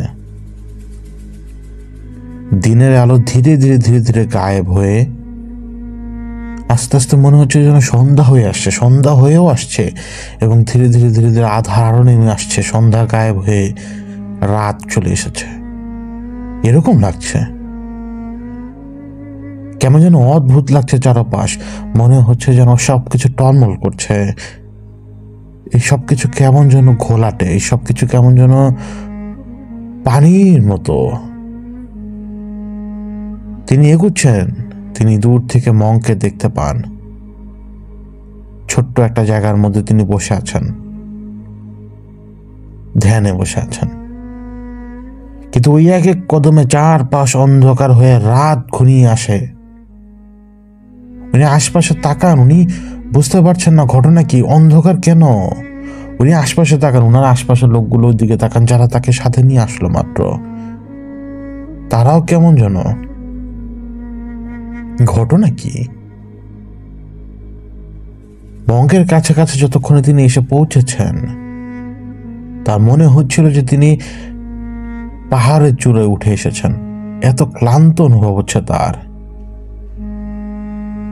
কিন্তু যখন তিনি শুনলেন মঙ্ককে বলতে, আর কি দেখেছ বলো, বলো আর কি দেখেছ, এই কথাটা যখন সে শুনল, সে তাকালো সেই শব্দটা কোন দিকে ইশারা করে বলেছে কথাটা। তাকানোর পর মোনেম সাহেব দেখতে পান যে তিনি নিজে সেইখানে মঙ্কের সামনে বসা। মঙ্ক এমন ভাবে বসা, কিন্তু এতক্ষণ পর্যন্ত তিনি যদি মঙ্কের সামনে আসতেন, যদি তিনি মঙ্কের সামনেই থাকতেন, তাহলে তো তিনি মঙ্কের সামনে দিয়ে আসলেন, তাহলে তিনি নিজেকে কিভাবে দেখবেন এইভাবে? তিনি তো দেখেছেন যে মঙ্কের সামনে কেউ ছিল না। তিনি যখন মঙ্কের সামনে এসেছেন তখনই তিনি বুঝতে পারলেন যে তিনি এখানে বসা, কিন্তু আবার তিনি দাঁড়ানো। অদ্ভুত ব্যাপার। চারপাশে তাকালেন, চারপাশে তাকানোর পরে তিনি দেখতে পেলেন যে যে লোকগুলো তাকে নিয়ে এসেছে, সেই লোকগুলোই মাটিতে বসে থাকা মোনেম সাহেবের পেছনে দাঁড়ানো। এবার মোনেম সাহেব তাৎকে উঠলেন। তিনি তার ডানে বামে সব দিকে তাকালেন, কেউ নেই। চারপাশ কেমন যেন টলমল টলমল করছে, ওনার কেমন যেন ঘুম ঘুম লাগছে। ওনাকে জিজ্ঞেস করছে, আর কি দেখেছ বলো। তিনি হঠাৎ বললেন, তিনি নিজেই তার ইচ্ছার বিরুদ্ধেই বললেন, আমি দেখতে পাচ্ছি যে আমি এইখানে, আমি আমাকে দেখতে পাচ্ছি, আমি বসা। তারপরে মাটিতে বসে থাকা লোকটাই মোনেম সাহেব, আসল মোনেম সাহেব, ইশারা দেয় যে ঠিক কোন জায়গায় দাঁড়িয়ে আছে, কোন জায়গায় দাঁড়িয়ে থাকা অবস্থায় মোনেম সাহেব নিজেকে বসা অবস্থায় দেখছেন। সেই দিকে মঙ্ক তাকালো, তারপর মোনেম সাহেবকে বলল, তুমি আর কি দেখতে পাচ্ছ? মোনেম সাহেব কোনো উত্তর দিতে পারছে না। তিনি তাকিয়ে দেখছেন যে তিনি মাটিতে বসা, তাকেই প্রশ্ন করছে যে তুমি আর কি দেখছো। মোনেম সাহেব বিরক্ত হয়ে রাগে দুঃখে চিৎকার করে বলে উঠলেন যে আমাকে বারবার একই কথা জিজ্ঞেস করছো কেন, আমি এইখানে কেন, আর হচ্ছেটা কি, আমাকে কি তোমরা ড্রাগ এডিক্ট করেছো, আমাকে কি তোমরা কোনো কিছু খাইয়ে দিয়েছো, কতটুকুনি বলে শেষ করতে পারেননি। যেইভাবে দ্রুত গতিতে ট্রেন চলে যাবে, ঠিক সেইভাবে মনে হলো যে রাত কেটে দিনে আলো ফুটে উঠেছে, রাত কেটে দিনে আলো ফুটে উঠেছে এবং চারপাশ অচেনা, চারপাশে একদম অচেনা। নিজের ইচ্ছার বাইরে কিভাবে যেন মোনেম সাহেব বলছিলেন এবং প্রত্যেকটা কথা তার মনে ছিল। তিনি নিজে থেকে বলছেন, একটা লোক সে হেঁটে আসছে, তার সামনে কিছু জিনিসপত্র রাখা, একটা দোয়েল পাখি বসা সেইখানে, শাপলা ফুল সেইখানে। এইখানে অদ্ভুতভাবে শাপলা ফুল তো আসার কথা না। এই ফুল সে ব্যক্তি সংগ্রহ করেছে এক অসাধারণ মাধ্যমে, কোনো কিছুকে সে তুষ্ট করেছে, সেই জিনিস এই শাপলা ফুলটা এখানে নিয়ে আসছে তার জন্য। সে ব্যক্তি সাধনায় বসেছে এবং সে সাধনায় সিদ্ধি লাভের চূড়ান্ত পর্যায়ে পৌঁছে গেছে, কিন্তু হঠাৎ সে জানতে পারে সে যার জন্য চাইছে, যে কারণে সে সাধনা করতে চাচ্ছে, সে সাধনা সফল হলেও ঠিক সেভাবে হয়নি যেভাবে হওয়ার কথা। সে ব্যক্তি সাধনা করে সে চেয়েছিল যে সে একটা বাহিনীর অধিপতি হবে, কিন্তু সে বাহিনী জন্ম নেবে কোথা থেকে? সে ব্যক্তি যখন সাধনা করছিল তার সামনে হাজির হয়েছিল এক ভয়ঙ্কর দর্শন, আগন্তুক। সে তাকে বলেছিল যে বাহিনী তুই দাঁড় করাতে চাস, সেই বাহিনী কেবল দাঁড় হবে তোর শরীরের রক্তের বিনিময়ে। তোর এক এক ফোঁটা বহমান রক্ত থেকে বের হবে ওরা, বিনিময়ে তুই বেঁচে থাকবি না, তোর বাহিনী বেঁচে থাকবে। আর তোর বাহিনীর নাম হবে খচ্চর বাহিনী। এই বাহিনী হবে অজেয়। ওরা মাটির নিচে চলাফেরা করবে, ঢুকবে এখান দিয়ে, বের হবে শত্রুর দরজা দিয়ে, ঢুকবে এখান দিয়ে, বের হবে শত্রুর ঘর দিয়ে, সাথে নিয়ে যাবে সবকিছু।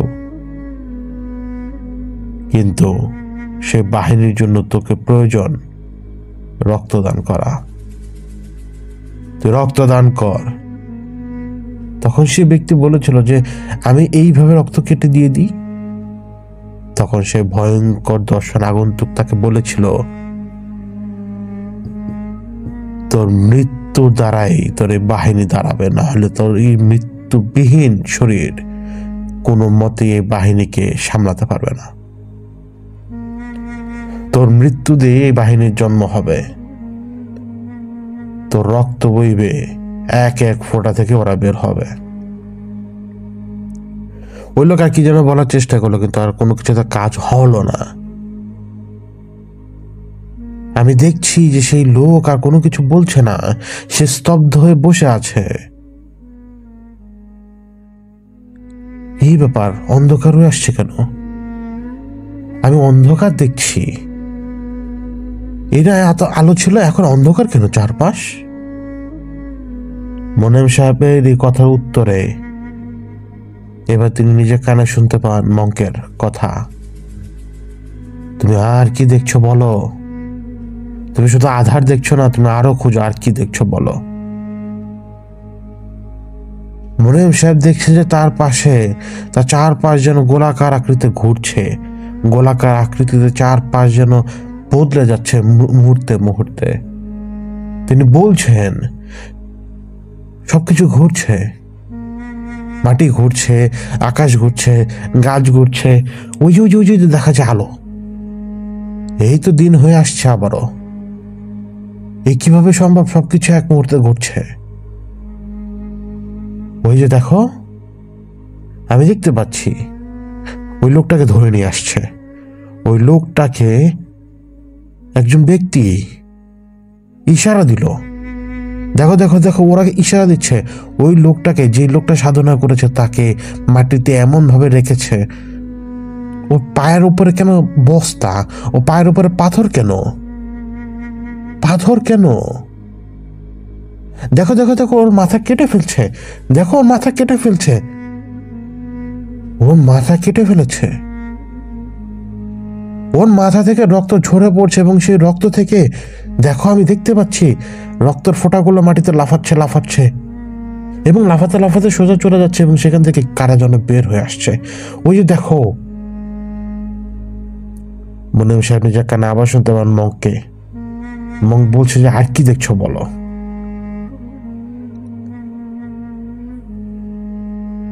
আমি দেখছি চারপাশ আবার অন্ধকার হয়ে আসছে। গাছের পেছন থেকে ওরা কে যেন বের হলো। ওরা মানুষ না, দেখো আমি ওদের দেখতে পাচ্ছি। ওরা মানুষ না, ওদের মাথাটা বিশাল বড়, শরীরটা একদম ছোট, ওদের মাথার ভারে পড়ে যাচ্ছে। কারণ মাথা খুবই বিদঘুটে দেখতে, কারণ একটা হাত মানুষের মতো বড়, বাকি সবগুলো অংশ একটা টেনিস বলের সমান। দেখো, ওরা ওরা গাছের পেছন থেকে বের হচ্ছে, ওরা যেন ভয় পাচ্ছে, নতুন জন্ম নেওয়া বাচ্চাদের মতো। আবারও দেখো দেখো দেখো আলো উঠছে, অন্ধকার বদলে আবারও দিন চলে এসেছে। চারপাশে জঙ্গল শুধু। দেখো দেখো গাছগুলো বড় হচ্ছে, চোখের পলকে গাছগুলো বড় হচ্ছে। গাছের আড়াল থেকে দেখতে পাচ্ছি ওদেরকে। ওদের জন্ম হয়েছিল আগে, এখন ওরা পরিপক্ক। দেখো ওদেরকে, ওদের আকার কত বড় এখন। ওরা সুসজ্জিত, দেখো ওদের হাতে কত জিনিসপত্র। ওরা মাটির গর্ত থেকে বের হচ্ছে। মঙ্ক ওনাকে জিজ্ঞেস করে, আর কি দেখছো? তখন মনিম সাহেব বলে, আমি ওকে দেখছি। মঙ্ক জিজ্ঞেস করে, কাকে দেখছো? মনিম সাহেব বলে, সে আমার দিকে তাকিয়ে আছে, সে আমার দিকে তাকিয়ে আছে, সে প্রচন্ড রাগে আমার দিকে তাকিয়ে আছে। নিজে কানে তিনি শুনতে পাচ্ছেন কে তাকিয়ে আছে, কে কে। মঙ্কের শব্দটা যেন আরো দূরে সরে যাচ্ছে। আর মনিম সাহেবের মনে হচ্ছে তিনি যেন দৌড়াচ্ছেন, দ্রুত বেগে দৌড়াচ্ছেন, বাতাসের চেয়ে বেশি বেগে। তিনি সেই জায়গা থেকে যেন ছিটকে চলে যাচ্ছেন দূরে, আরো বহু দূরে। একটা ঝাঁকি লাগলো প্রচন্ড রকমের, এবং মনিম সাহেবের হুঁশ ফিরে আসে। তখন মঙ্ক ওনাকে বলে, ওনাকে হুঁশে ফিরে আসতে দেখেই বলে যে আজ তুমি বহু দূর পর্যন্ত গিয়েছ, যা দেখেছ এটুকুই যথেষ্ট। এরপরে তাকে আবার একটু পানি দেয়, সে পানিটা তিনি খান। এই এতক্ষণ পর্যন্ত আপনারা যা শুনেছেন, শুরু থেকে শেষ পর্যন্ত, এই শেষের আগে যা শুনলেন, তিনি যে নিজেকে দেখতে পাচ্ছেন মঙ্কের সামনে, মূলত তাকে পাগল অবস্থায় নিয়ে এসেছিল মঙ্কের কাছে। ওই ছেলে, যে ছেলে ওই দিন রাতে খুন হলো, ওই দিন রাতের বেলায় তিনি পাগল হয়ে গেছেন। তিনি পাগল হয়ে গেছেন, তিনি নিজে দৌড়িয়ে গাছের ঝোপঝাড়ের মধ্যে লুকিয়েছিলেন। তিনি নিজেই দৌড়িয়ে এদিক ওদিক দৌড় দিয়ে ক্যাম্পে ফেরত এসেছেন। তার মাথা ঠিক ছিল না, তিনি আগরুম বাগরুম কথাবার্তা বলছিলেন, তিনি কোনো ডিউটি দিচ্ছিলেন না। এই সব কিছু ছিল তার মানসিক ভেলকি, তার মেন্টালিটির মধ্যে যা চলছিল সেইটাই। বা একই জিনিস ঘুরে ফিরে তিনি বারবার দেখছেন, একটা সাইকো পেশেন্টের মতো। তার উপরে কেউ হামলা করেনি,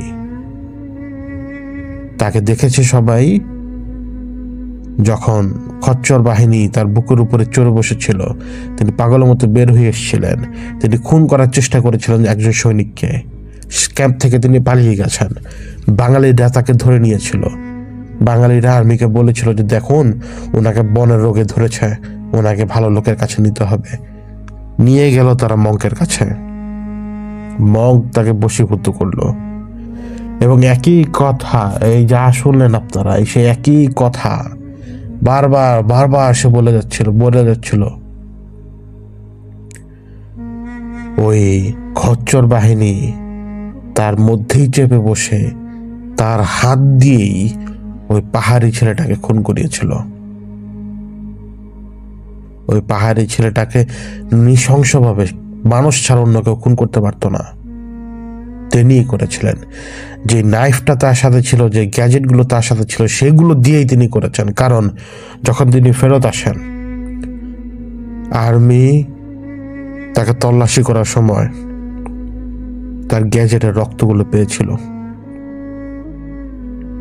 কিন্তু তিনি কোনো কিছু বলছেন না। তিনি শুধু বলছেন যে তিনি রাস্তা হারিয়ে ফেলেছেন। মঙ্কের কাছে যখন নিল, মঙ্ক তাকে সেই অবস্থানে নিল শুধুমাত্র জানার জন্য যে ঘটনা কি। তো সেই শুরু থেকে এখন পর্যন্ত যা শুনে এসেছেন, ওই মঙ্কের কাছে লোকজন তাকে নিয়ে যাওয়ার জন্য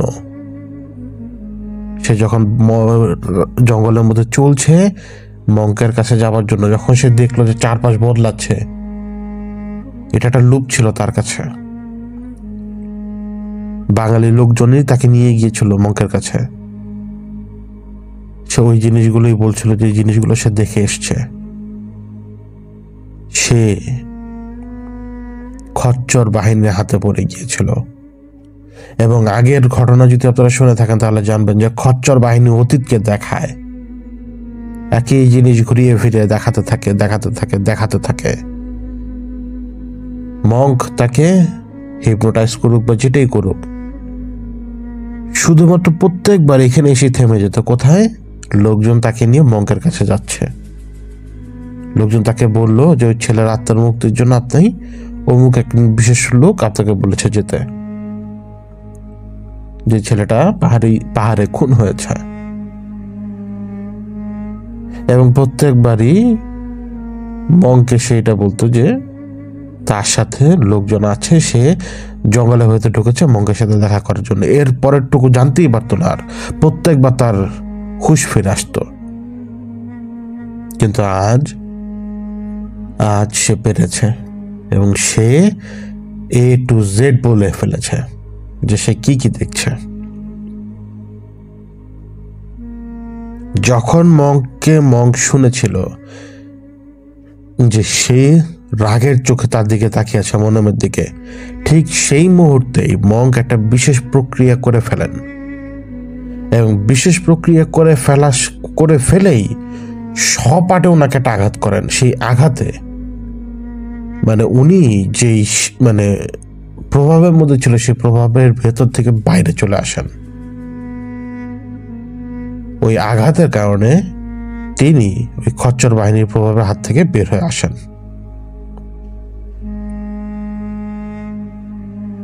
এইটুকু ছিল প্রথম। মোনেম সাহেবের জীবনে খচ্চর বাহিনী যে এখন আবার এসেছে, এর পেছনে একটু হলো দায় আবার ওনার। যখন উনি আমাকে টেবিলে বসে এই কথাগুলো বলছেন, তখন আমি স্পষ্ট দেখতে পাচ্ছিলাম যে ওনার নাক দিয়ে রক্ত বের হয়ে পড়ছে।